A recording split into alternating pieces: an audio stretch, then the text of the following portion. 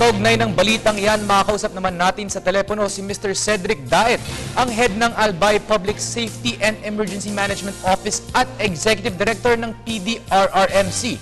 Magandang hapon po sa inyo, Ginoong Daet. Magandang hapon din po. Matanong ko po kayo, ano po ang mga ipinatupad na restrictions malapit sa Bulkang Mayon at paano naman po ito pinapatupad? Ang advisory po nung May 7, bawal talaga po umakyat yan.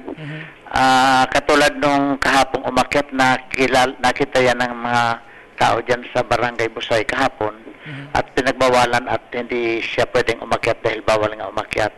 So nandun na lang siya sa Cagsawaruin para anong Sunday pala yun, para mag-picture-picture sa Mayon Volcano at padapa-dapa pa doon sa Pilapil.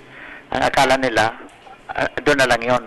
Kasi hindi naman, wala namang guide, wala namang lahat. Opo. So, pero nabigla lahat kagabi nung tumawag sa amin yung kausap niya sa baba na tumawag daw yung si Mark at umihingi ng tulong ng rescue dahil hindi nga makalakad, masakit ang pa dahil na-injure at saka malamig na malamig sa taas.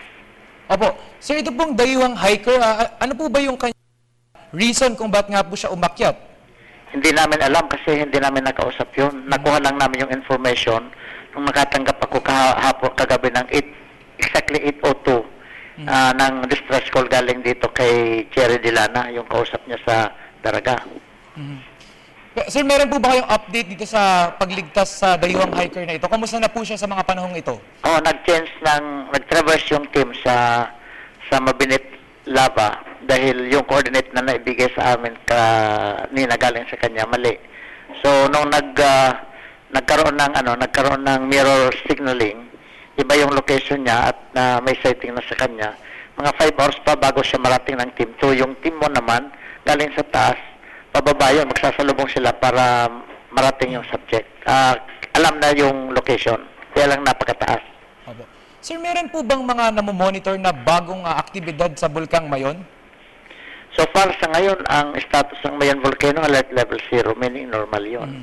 Kaya lang, sa characteristics ng vulkan, sa experience namin, dalawa yun. May time na may nagiging slow onset siya, may signal, may warning bago puputok. Pero may tatlong pumutok na walang monitoring, walang nababasa sa instrumento. Okay, sir. We all wish for the safety of the people there po surrounding the volcano. Maraming salamat po at magandang hapon pong muli, PDRRMC Executive Officer Cedric Daet.